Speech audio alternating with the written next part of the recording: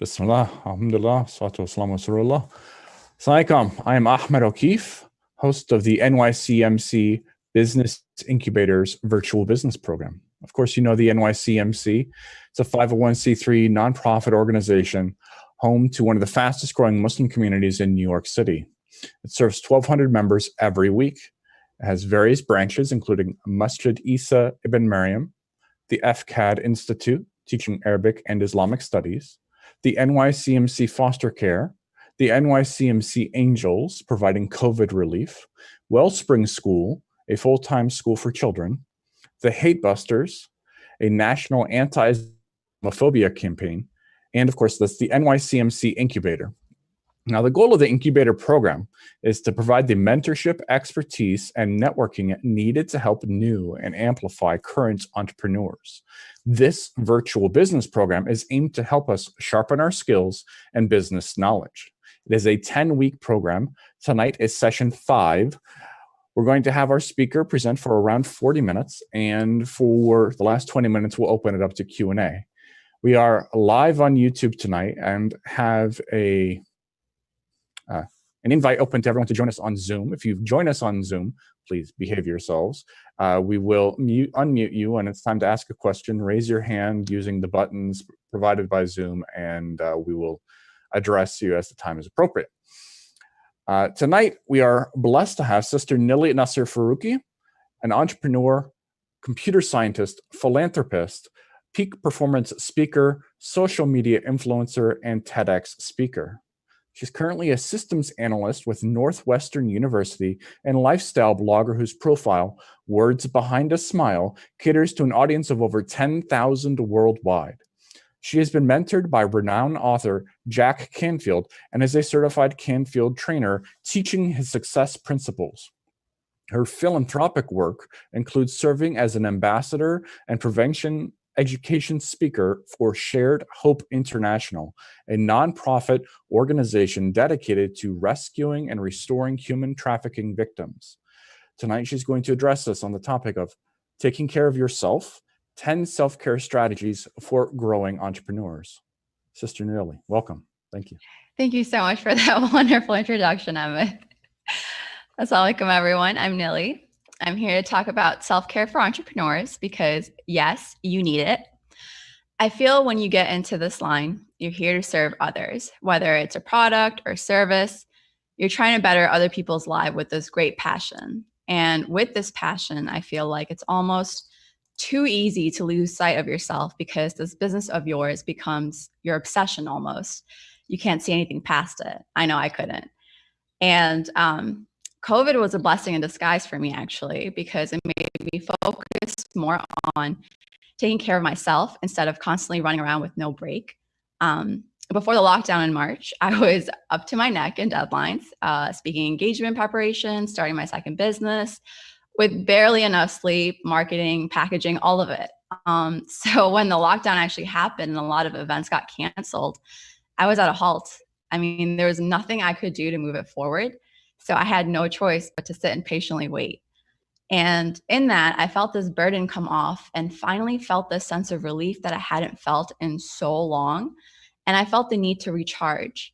And that's when it hit me. This is probably what a lot of entrepreneurs feel, especially in the early stages of their businesses, you know, working their day job and then cramming the rest of their time to build their businesses while also trying to give time to family, their hobbies, and everything else included.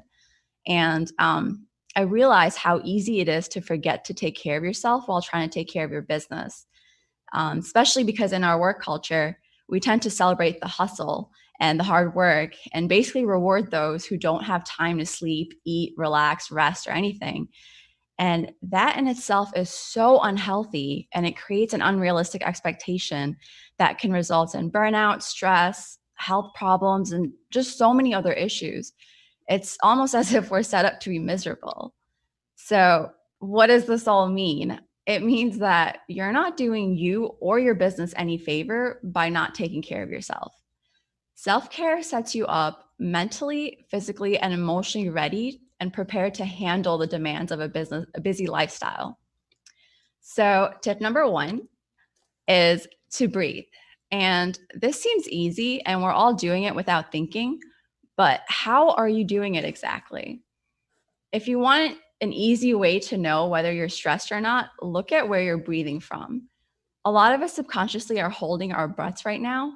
And if you're breathing from your chest and it's short, you're holding a lot of tension. And this kind of breathing is actually found common in people prior to having a heart attack. So definitely don't do that. Try breathing deep from the stomach. And a great technique I found that works for me is the 4x4 method. So in this, you breathe in 4 counts. So you breathe in for 1, 2, 3, 4 all the way, and then you exhale for 4 counts, and then you repeat. You can do this however many times you'd like to stabilize yourself. It's almost kind of a controlled mindful breathing, and it helps with anxiety and stress. You can continue doing it this entire presentation if you'd like. But again, just inhale 1, 2, 3, 4, and then exhale 1, 2, 3, 4. Tip number 2, exercise. I feel like this word in itself turns people away because they instantly think it means waking up at 5 a.m. and going for a jog, or spending hours on a treadmill in a gym full of other sweaty people. And if that works for you, that's totally fine by all means, but that's not what I mean. I'm talking about just moving your body, whether that means standing up and just doing a few jumping jacks before a meeting, or doing lunges on your way to the bathroom and back, or doing yoga poses right before your lunch break. I mean, just set aside 10 to 15 minute block each day where you're constantly moving. It doesn't need to be anything crazy, but just set that 10 to 15 minutes. Tip number 3, sleep. More importantly, the quality of your sleep. The recommended sleep for adults is anywhere between 7 to 9 hours, but you can get a good 8 hours of sleep and still wake up feeling lethargic. Something I recommend is to not work where you sleep. I know your bed looks really comfy and you may have this false sense of resting while working, but your brain will make it that much harder to sleep because it thinks that when you're on your bed, it needs to be more awake at working. So take naps if you need to. If you didn't get good sleep the night before, take a power nap instead of powering through the day with no sleep and 5 cups of coffee. Learn to build your routine around your sleep, because instead of the other way around, because if you let your day decide when you sleep, chances are you're going to be working too late and then you're going to go to sleep too late, only to wake up really early and do that all over again. So definitely please get your sleep. Tip 4, eat the right stuff. I know nutrition is very important, but that's just not enough. You have to eat the right stuff. Your food choices have a direct impact on your mental performance. And I know it's so overwhelming when you're busy, and it's just so much easier to just go through the drive-thru and get fast food, but not all food is created equal. The best way to avoid these types of poor food choices is to plan ahead. Prepare healthy snacks, meal prep for the week, and then just pop it in the microwave and eat while working. Just something easy, nothing where you have to think too hard for. Would be the best bet. Another thing a lot of people do seem to forget is water. The best tip I have for this is to get one of those half-gallon water bottles instead of trying to keep track of how many glasses you're drinking a day or things like that. Because I know usually when you read things like that, it'll say 8 glasses a day for certain ounces, things like that. But it's just so much easier, at least for me, to keep track of if I refill this bottle twice, I hit a gallon, you know? So a lot of times, issues throughout your day, like headaches or dizziness, can be solved with proper hydration. So be sure to stay hydrated. Tip number 4, seek human interaction.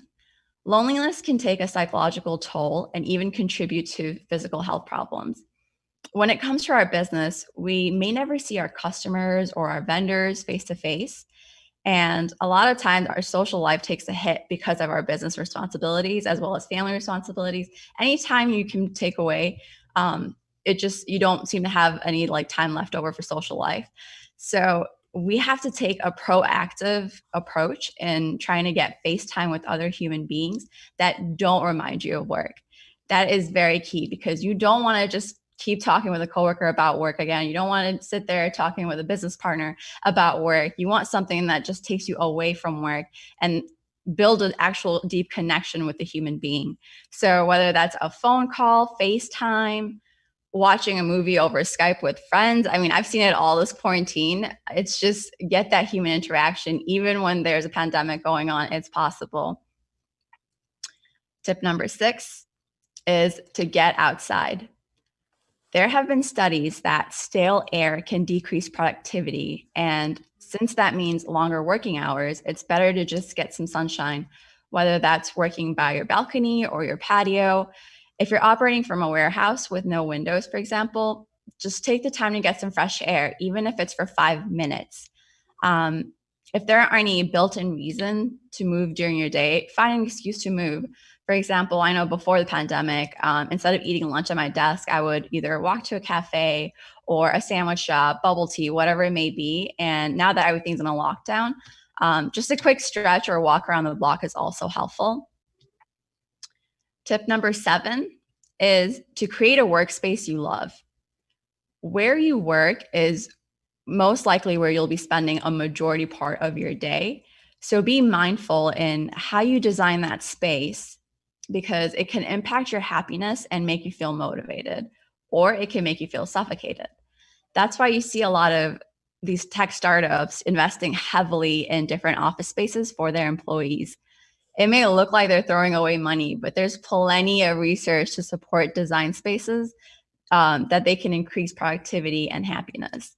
So ask yourself, is there enough difference between your personal space and your workspace? Is there enough light? Is it too cluttered? And then make those changes accordingly to what makes you love your workspace. Tip number 8. Something I see a lot in myself and others I've talked to is there tends to be this destination addiction. The next idea, the next accomplishment, the next sale, whatever it is, you think you'll be happier when you reach that. And you forget to celebrate the little victories you've had in the process. Because there may be no one else around to celebrate your small victories with you, like getting your first sale or reaching a certain number in your email list, you just think it's not as important. Allow yourself to reward yourself for this hard work, no matter what it is. So whether that's getting your favorite takeout, or just spending the day off watching your favorite movie, relaxing, whatever it may be, it doesn't need to be crazy. Just reward yourself for that hard work. It's a principle you see that works a lot in large companies who, they pamper their employees to improve their motivation or retention, and they have these crazy perks and bonuses, and they almost forget how much they worked and how hard they worked for something. So just the same can work to self-motivate you through your rough patches. Set goals, but don't forget to reward yourself when you reach them. Don't just, set a goal, got it, next, set goal. Don't do that. Set a goal, reward yourself, take the time to know like, hey, I did this, and reward yourself for it. Tip number 9 is to check in. Check in with yourself. This is key in mental health. You want to sit back and reflect on your emotions. How are you feeling? Are you happy? Are you sad? Are you angry? Do you feel disappointed? And then ask yourself why. A lot of times when we stress ourselves out, it's because we're depending too much on other people's action, reaction, emotion to make us feel good. And that's not the best approach to take, in my opinion, because that variable, that person's action, reaction, emotion, that variable isn't something we can control. The only variable that you can control is you. So once you figure out why you're feeling a certain way, you can either do something about it, and if you can't, then you figure out how to move on to the next step instead of bottling up these negative emotions and working long hours to not feel them, which is what usually ends up happening. And the last one, tip number 10, schedule me time. I can't stress how important it is to have time to yourself. And when I talk about me time, I'm not talking about just taking a break from work. I'm talking taking a break from work is rest, but we want recovery. And yes, rest and recovery are not the same thing. Just because you're not actively working doesn't mean you're actually recovering. So think about it like this. When you step away from your laptop, you think you've stopped working, but where are your thoughts? Are they still thinking about the work you were doing on your laptop?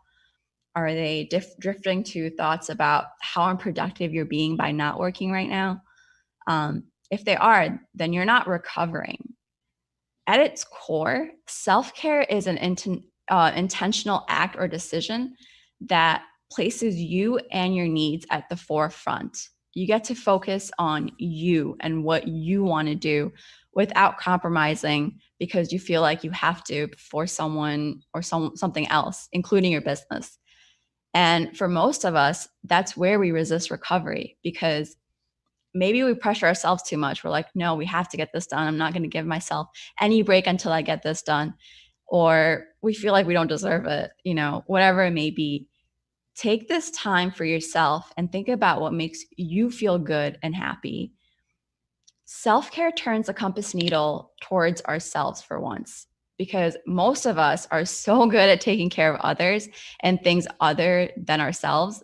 I mean, that's why we got into this line, remember? I mean, to serve others with our products or services, that is why we're here. But we tend to neglect our mental, emotional, and physical health in pursuit of higher conversions, more lead, one more blog post, and all this for a 5 or 6 figure launch, which will then become a 7 or 8 figure launch because we're never going to be happy with what we achieve. We always want more. That human tendency will be there regardless.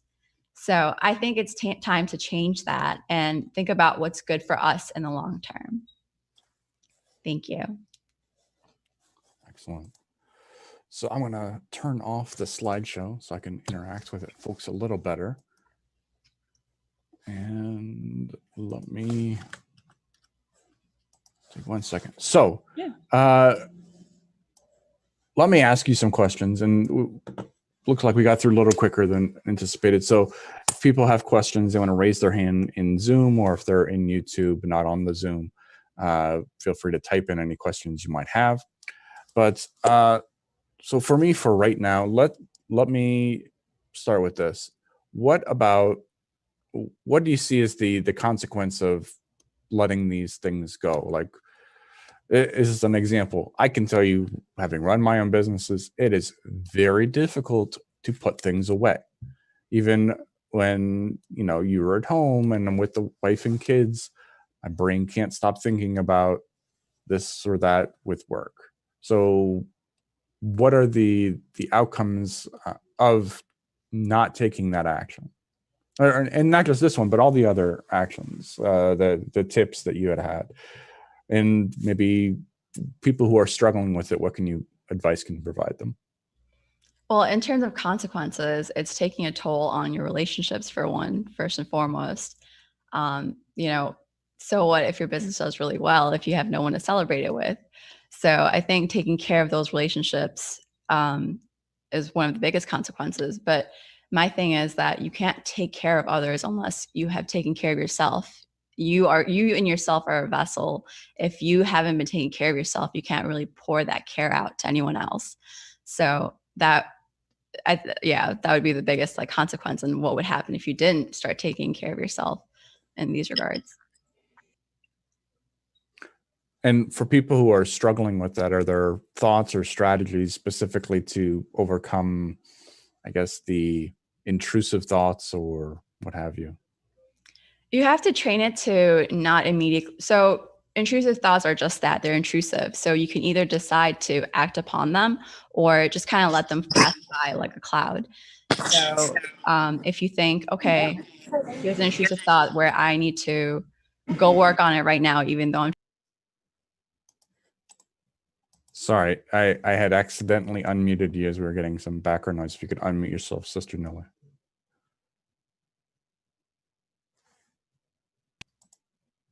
And there you go. One more time.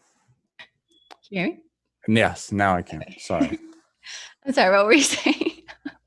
You were saying the strategies involved. Right. So intrusive thoughts are just that.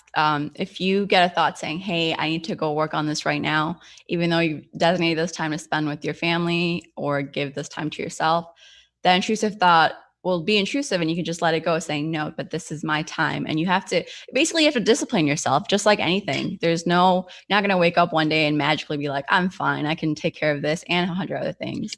You have to discipline yourself. And that's the key thing in these intrusive thoughts is you have to let them be just that, intrusive, and just let them pass. Don't act upon it. If anybody has questions that's in the Zoom, you're welcome to unmute yourself at this time, ask your question. I don't see any raised hands at the moment. So if you're not able to unmute yourself, let's see, we have something in chat. So we have a question here in the chat in Zoom. While breaks are essential in this process, what advice would you give to one whom cannot mentally take a break? So, okay, so are you saying— And there's quotes around cannot. Cannot. Would you care to explain more on why the cannot mentally, or? Miss Queen, if you are, and that is your name on the Zoom, hence why I call you. I don't know if that's your actual name. If you want to unmute to clarify your question, that'd be great. Hi. All right. So let's say you're with any business or any tasks that's at hand, and you've spent so many years to find build a foundation, and to get to this point where it's with the business, there's really not much of a break that you have. So like you were saying, that you have to discipline yourself in giving yourself that break. But let's say you've scheduled a certain amount of time in the week to have breaks for yourself. But for some reason, while you step away from your workload, you're still at work. What advice would you give for someone who is, I guess, in this state? I know it starts from you and from within, but it's almost like a mental game. I feel like you have to beat yourself at it. But what advice or tips would you give for someone going through this? All right. Yeah. So you're saying that you can't mentally uncheck like whatever you're thinking about your business. Is that? And that's what I'm getting. Correct me if I'm wrong. It sounds about right. Yeah. Okay. So yeah. Okay. Yeah. So again, that would be going back to the check-in with yourself. You just want to sit back and reflect on your emotion itself. Like, why am I feeling so the need to go back to this? Or even if you turn away from your business for a second, you feel like you're missing out on something, or whatever it may be. I feel like you have to train your brain to think that work will always be there, that it will never stop. So even if you come, like, you are all the way drained, a low battery, you're about to, you're very low and need to be recharged, but you're not doing that, that work will still be there, but your health will not. So I feel like you have to constantly remind yourself, this is just, it's a temporary, it's an extra add. It's not my entire life. It's just an extra addition to my life. So I think that was, like I said, again, I was completely on the same boat up until COVID hit. And I just gave myself like 3-4 months off. And I know not everyone can do that. It's just, and that set me back with my business because I launched it like 5 months too late. But when I did take that break, I was fully recharged to go 100% at it again. But I needed that. I could not have worked the way I was working before COVID. And it took me Can you share that story with us a little more? Yeah. So I had a lot of like speaking engagements. I had to prep. I was just doing a lot too much at once. And I feel like I was not. My intro for you is pretty long, so I can tell you that's true. All those things you're up to. So I just felt like, okay, maybe I'm spreading myself a little too thin. And with that, I wasn't doing the proper self-care tips that I had just mentioned. It took me a really long time to get back into this. I was doing things here and there, but mentally I was always somewhere else. And when the pandemic hit and there's just so much happening around the world, I was like, this is so temporary what I'm worrying about, that when this is over, or even in a month or two, like this will still be there for me to go back to. But what I have with like either my family or like spending time with my loved ones, making sure the elders like in my like house or whatever, they're properly healthy, just being thankful for all of these things. I think gratitude was the number one key in bringing myself back into this mindset that these things will always be there. They're just an addition, but they're not my life. They're just a part of my life. And then I started focusing on what really matters is I'm happy that I'm healthy. I'm happy that I, you know, have people that are healthy around me and just things like that. So that really helped me shift in my mindset that what I was worrying about before this pandemic really was not worth stressing about that much. I hope that helped. So how did the break help you recover and come back stronger, if you don't mind? So yeah. So basically when a lot of my events got canceled or postponed and then eventually canceled because it's still going on. So I remember I had like this really important event in April coming up and I was so stressed and I was working on it. And I still, again, had to take care of the other things as well. When the person contacted me saying like, hey, I think it's going to be postponed or canceled, I was like kind of upset because I'd worked so hard. But at the same time, I was like, okay, like it just felt like that's all it was. You know, it just took someone's words to say like, hey, you don't have to, like, it's postponed, or just take some time to yourself. Like that's basically what I heard when the person said, hey, we're postponing the event. Even though I was upset, it was in my ears, it was like, hey, take this time and take care of yourself.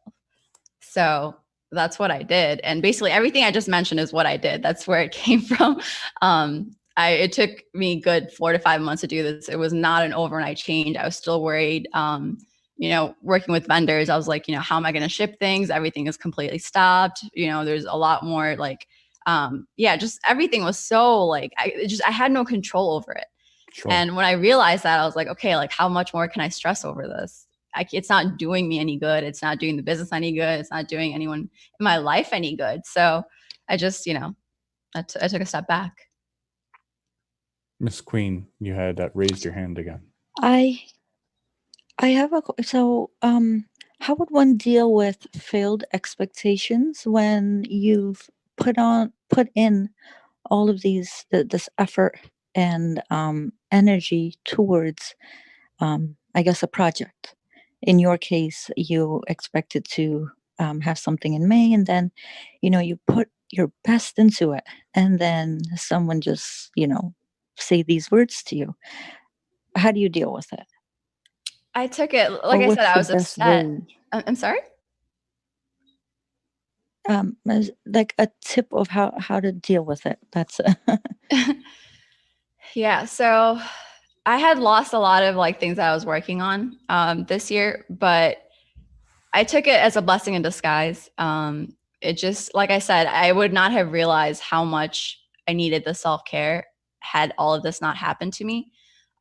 Because if I kept going the rate I was going, I know I would have felt sick.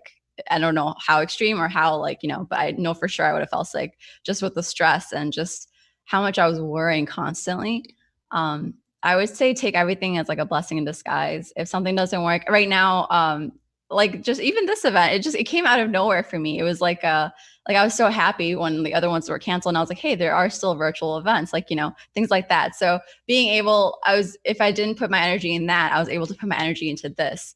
So there's always something coming around the corner. And if it didn't work out, then I know for sure there's something out there that's way better for me.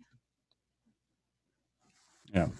I think on that a lot. I know that from my past experience working for myself, sometimes it didn't feel like that was the case, that I was always stressing and there wasn't that next thing. Yeah. And I really appreciate, and one of my struggles was I was working by myself. So I didn't have a partner. I didn't have anyone to talk to about my work. I don't know your thoughts on that. I'd love to hear that. But I can say that right now, I mentioned in the first video, I am between jobs related to COVID. I was laid off. And I could say that actually talking to people has helped to open up helped me with my stress a lot, because it's made it apparent to me that there are a lot of people out there interested in helping, willing to help. And it's just that moment of taking that contact with them to let people know you're having an issue, that I found that that's been beneficial. So I would definitely say, between working for myself and then seeing the benefit of just getting out there and sharing your challenges and struggles with others, that's been my experience. I don't know if you have a reaction to that, or if you have advice on working with others. Working with others in terms of just like talking, or?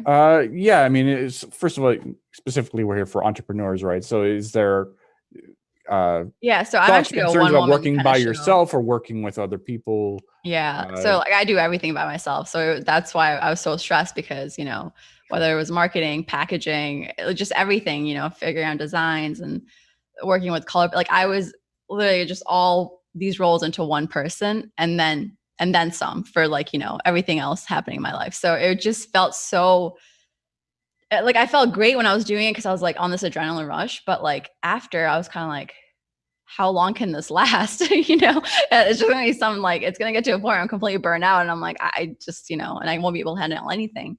So it's basically kind of like juggling. You got to like figure out, like, okay, can I juggle like 3-4 things, and then you lose track of one thing and all of it falls. So, and that one thing is yourself and your health. So that's why it's so important to do that, to take care of that.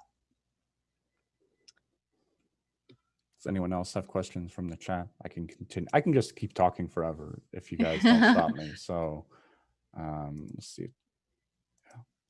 So I guess I'll keep going then. I don't see any raised hands.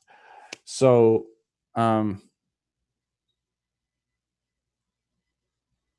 what about situations where people need to be insulated from other stresses coming into them at work?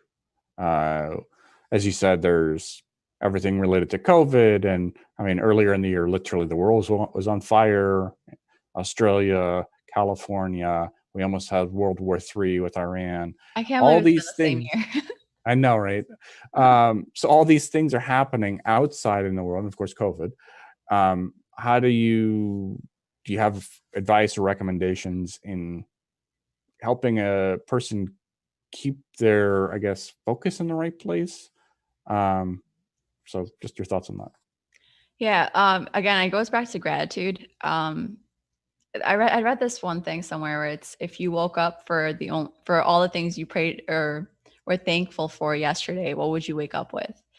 And that, it's a huge mindset like shift, because you don't think about the little things. You don't think about, hey, I'm able to move my hand to just talk right now. I'm able to just look at you guys, and I'm trying to, you know, I can drink water by myself without the help of others. I can, you know, just things like that. Very, like, it's not little, it's huge that you have all 5 senses, but, you know, being able to just appreciate everything around you while everything is burning, it takes a certain type of mindset.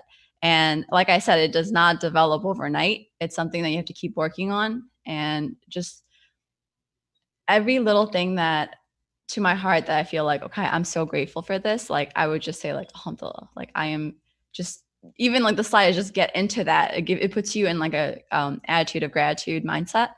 And in that way, no matter what happens, you're like, alhamdulillah, because you know, this, for some, like, even if you don't see it now, even if you don't see it 2 months from now, 2 years from now, it'll happen, but you know, it'll be for the better.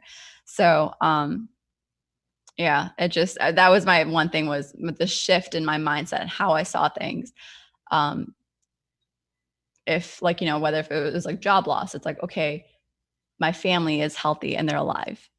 If it was someone who passed away, like, I had 3 family members from COVID pass away, but I was thankful, you know, that like my husband was healthy and my parents were healthy, just, you know, things like that. So it's very, when you start thinking about the bad, you can go on forever, but you can say the same thing about the good. If you start thinking about the good, you can also go on forever. So go with what helps more, which obviously is the more grateful route. So we have another question from the chat. How do you keep yourself relaxed during the most intense times? Some people tend to lose focus and have a brain freeze. I am no different. It really depends on what the situation is. I think it really, yeah, again, depends on the situation. If there's other people that are anchored around you to be calm, then you feel like you are allowed to kind of freak out a little bit. But if other people around you are freaking out, you feel automatically as like an anchor to stay calm. So, but if it's just me by myself, I would just say I would go back to like the 4x4, the breathing method. It really just calms you down in terms of you try to start when your heartbeat is going so fast, like when you're intense times or whatever, maybe, or you feel like you're having a brain freeze or losing focus, doing that 4x4 method, it really brings you back into reality. And you think, okay, now that I have like my breathing under control, like let's look at the situation. What is actually happening? How does this affect me? How does, a lot of times people will hear something and then it's just an automatic, like, what's happening? Oh my God. And you're kind of going crazy, but you can't process your emotion or you're thinking like that. You won't think rationally. You won't act logically.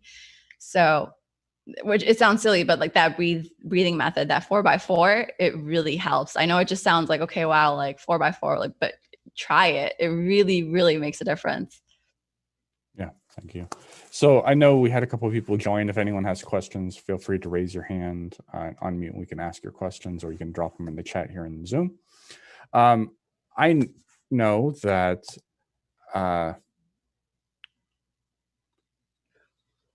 well, I personally have experienced anxiety and panic attacks, particularly when I was working for myself.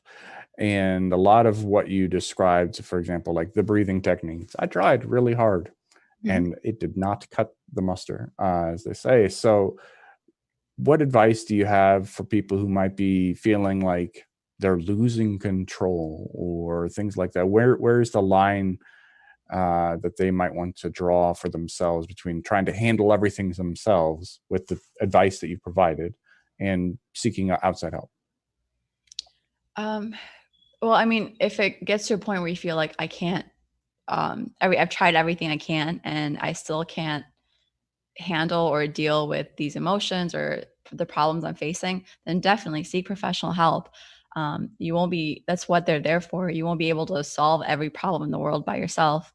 Of course, it's good to have a good support of friends, family, and things like that. But again, they can only help to a certain extent.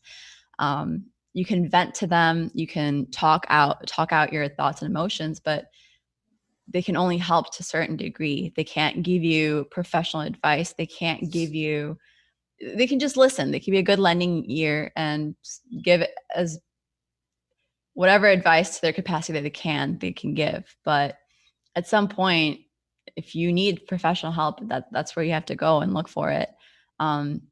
I know I've like had friends that have had like panic attacks and things like that. And they've always said that, because I've mentioned this breathing technique as well. And they said it was really helpful to kind of they were having an out of body experience and they felt it was helpful to bring it back to just kind of see, okay, where are they sitting? What does the ground feel like? What can they touch? Can they feel their fingertips and things like that? And when it kind of got out of hand, they were having too many. They sought out professional help because that was what they needed. So you can't handle everything by yourself. These tips that I had given, it's barely scratching the surface. But again, if you need professional help, then definitely get it. You can only do so much for yourself. Absolutely. Again, we had more people join. If you want to ask any questions of our speaker, Nilly Naseer-Farooqui, please raise your hand, let us know. And so, as I said, I'll just keep talking. So,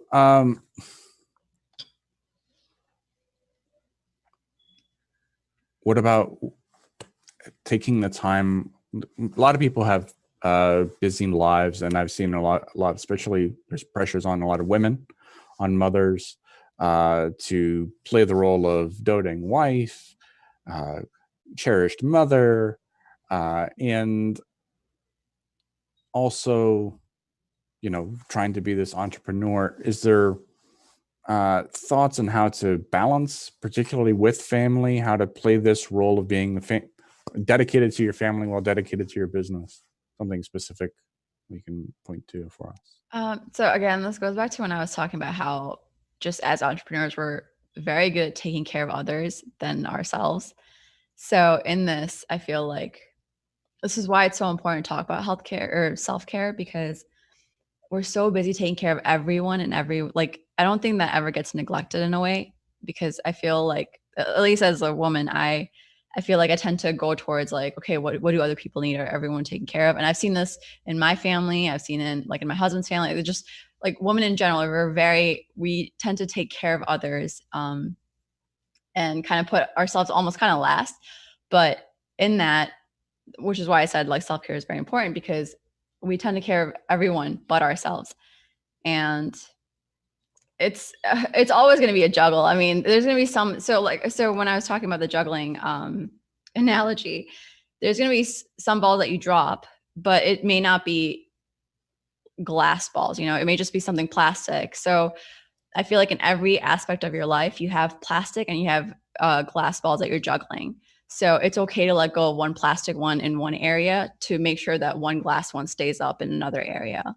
So in that, I feel like we're constantly letting go of something. We're not always going to be everywhere, but I feel like what's important, we almost like hit all of that. And yeah. Fair enough. We did have somebody ask separately about your TEDx experience and any advice for people who are maybe not so accustomed to public speaking as you might have. Yeah. How's TEDx, first of all? It was great. I actually had a second one. That's what got canceled this year. Oh, wow. Yeah. So I was bummed about that, but I was like, it's fine. Show them next time. Yeah, inshallah. So yeah, it was great. Honestly, it was like an out of body experience. I don't remember the actual experience at all. I remember getting on the stage and then getting off the stage, but everything in between was just a complete blur. How about your preparation then? I'm sure you remember that it was over 80 hours, like complete in preparing for that. There was a lot of editing that went on, just like pitching the idea and then editing and then making sure it's to the TEDx standards and all of that. So it was about 80 plus hours of work in that. It was great. I had a great time. Everyone was so helpful. The one thing I would say is reach out. A lot of times you feel like, why would this person help me? Why would, just do it. I mean, the worst they can say is no, and then you just move on to ask someone else.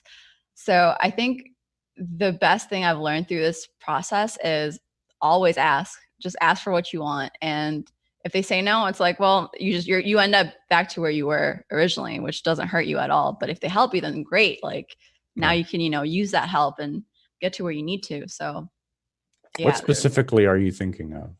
What? Is there a specific example that you're thinking of? Like I just needed help in terms of like, okay, so I'm a fast talker. And I went to see someone. I was like, hey, I love the way you speak, very controlled, or the way your words are just more spaced out properly. And I was like, can you help me with that? And they were like, sure. Like they, I didn't expect them to say yes, but I was like, hey, like, let me just try. So that was one thing where I was like, okay, thank you so much for that. And that really helped me in my talk. And just having people kind of spaced out. This is like a general public speaking thing. To have people, kind of spread out throughout the room. So when you're looking at them throughout the room versus just having them all in one clutter. And if you look elsewhere, you feel lost.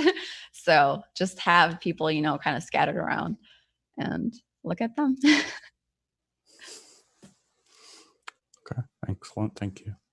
I know, and maybe this will encourage everyone to turn on their cameras. You don't have to, but it's beneficial to be able to look at your audience also. So I appreciate the change in format you're adopting here with us in the virtual situation. Bear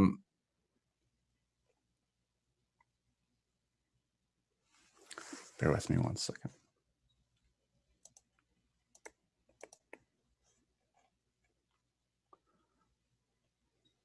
Any tips on creating that space that you love, that brings you calm, brings you peace, that helps you get your business going forward? Any specifics? Anything to just like thought process a person should develop for themselves? It's really based on like personal preferences. Like I don't like my space too colorful. I like mine somewhat muted, and then because I feel it's kind of too distracting. But I do like my like notes and things colorful because that's what I need to like pop out more.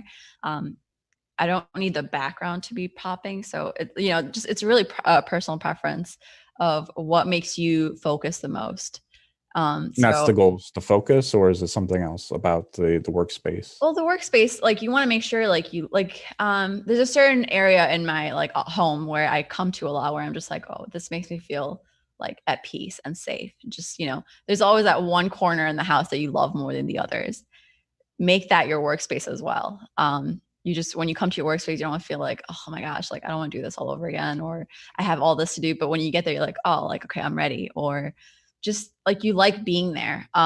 Whether that's putting like a jar of candy on the corner or having a plant. I know a lot of people are plant people and they need plants everywhere, and that makes them happy and like peace. So, things like that. Personal preference. So you talked about scheduling me time or dedicating me time. Is there, I know that schedules bleed over a lot.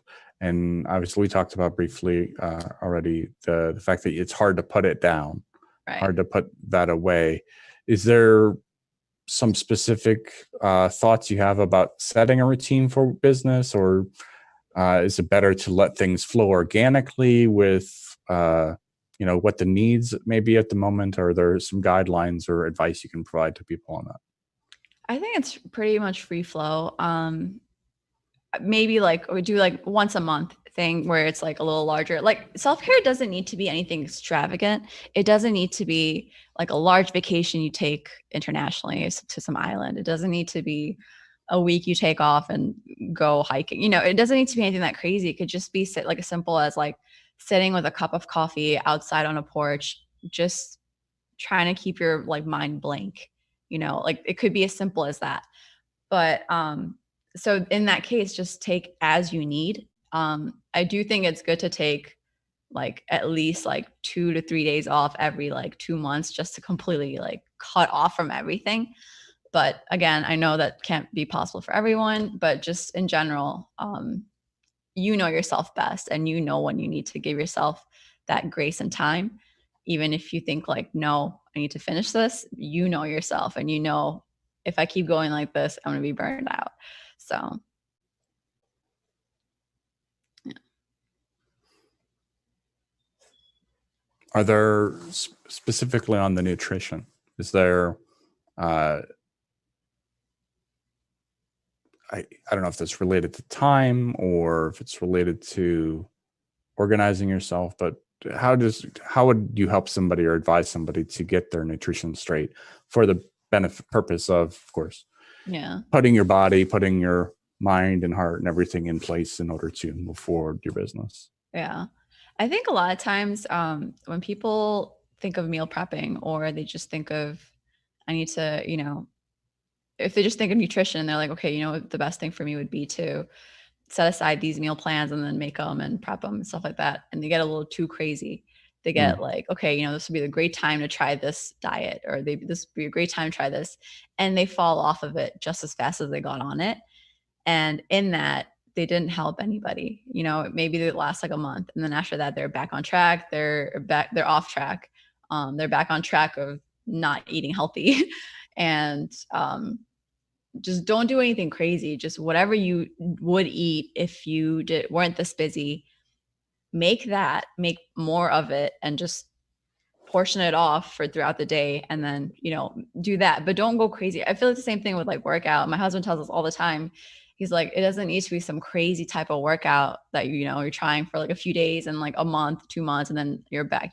Something very small but consistent that you can keep doing every day, where that little change will make a huge difference a year from now versus trying something for a month or two and then never looking at it again. So my wife has us doing these 8-minute HIIT workouts, high intensity interval training. How's that going? Tell you, Well, she's great. She's a very dedicated and intense person. So she looks great. She's doing great. Of course, she doesn't think so. But anyway, for me, 8 minutes in high intensity actually is a lot of time. Yeah. I can tell you, you will sweat in those 8 minutes. I'm sure. So if you got 8 minutes, you can do it. And YouTube will have all sorts of videos for you on that. Right. So, any questions from the Zoom? Any questions from YouTube? I would love to ask them. If not, I will come up with another one myself, and then we'll close it out. Last question. So, maybe we got somebody on the line. Miss Queen again. Thank you. Yes, one last question.